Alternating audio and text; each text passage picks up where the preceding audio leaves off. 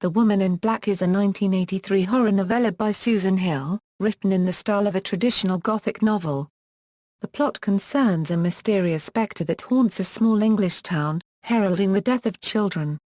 A television film based on the story, also called The Woman in Black, was produced in 1989, with a screenplay by Nigel Kneale.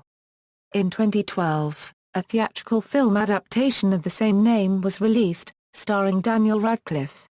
The book has also been adapted into a stage play by Stephen Mallatratt. It is the second longest-running play in the history of the West End, after The Mousetrap. Plot: the story begins with Arthur Kipps, a retired solicitor who formerly worked for Mr. Bentley. One night he is at home with his wife Esme and 4 stepchildren, who are telling ghost stories. When he is asked to tell a story, he becomes irritated and leaves the room, and begins to write of his horrific experiences several years in the past. Many years earlier, whilst still a junior solicitor for Bentley, Kipps was summoned to Criffin Gifford, a small market town on the northeast coast of England, to attend the funeral of Mrs. Alice Drablow.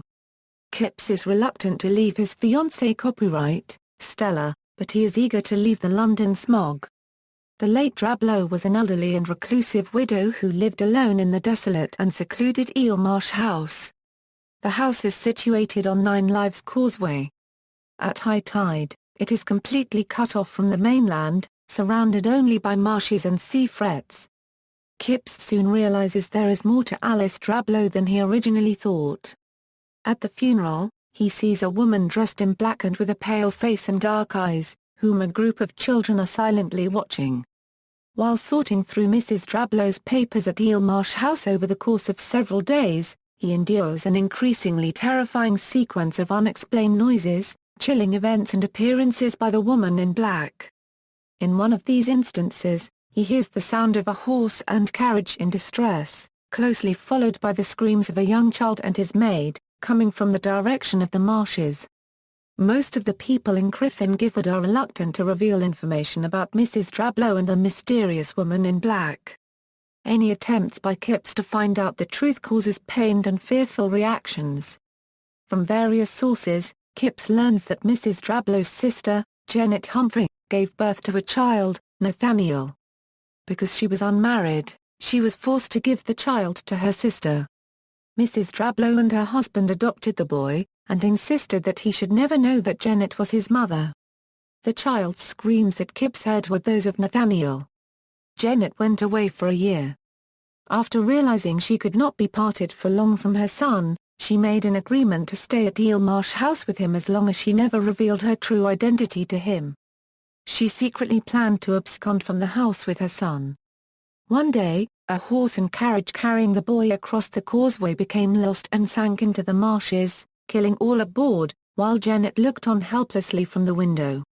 After Janet died, she returned to haunt Eelmarsh House and the town of Criffin Gifford, as the malevolent woman in black.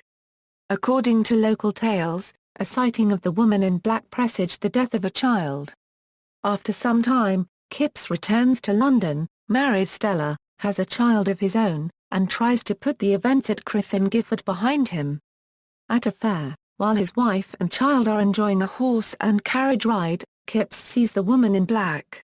She steps out in front of the horse and startles it, causing it to bolt and wreck the carriage against a tree, killing the child instantly and fatally injuring Stella. Kipps finishes his reminiscence with the words, "They have asked for my story. I have told it. Enough." Stage play.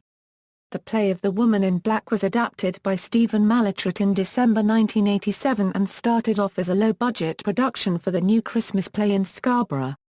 It turned out to be so successful that it arrived in London on the Euro unregistered trademark West End 2 years later in January 1989, taking up residence at the London Fortune Theatre on June 7 that same year. Stephen Mallatratt has combined the power and intensity of live theatre with a dark ghostly tale of a spine-chilling production, reliving the haunting of the eerie Eelmarsh House. The play became very popular, selling millions of tickets worldwide and terrifying the public for almost 30 years, making the experience the most petrifying of their lives. Radio, television, and film adaptations. In 1989, The story was adapted for television by Nigel Kneale for Britain's ITV network and directed by Herbert Wise. The production starred Adrian Rawlins as Arthur Kidd, Bernard Hepton as Sam Touvey and Pauline Moran as the Woman in Black. In December 1993, BBC Radio 5 broadcast a 4-part adaptation of the novel. It starred Robert Glenister and John Woodvin. It was directed by Chris Wallace. In October 2004, BBC Radio 4 broadcast a 56-minute version in its Saturday play slot, adapted by Mike Walker. It starred James Dessie as Arthur Kipps, was directed by John Taylor and was a Fiction Factory production. In February 2012, a new film adaptation was released, starring Daniel Radcliffe in the role of Arthur Kipps, and directed by James Watkins of Eden Lake fame. It is a separate adaptation of the novel, not a remake of the 1989 film, and develops a storyline quite different from that of the source material. References. External links: Stage Play website, Susan Hill official site, The Woman in Black official movie website, official UK movie website, The Woman in Black at the Internet Movie Database.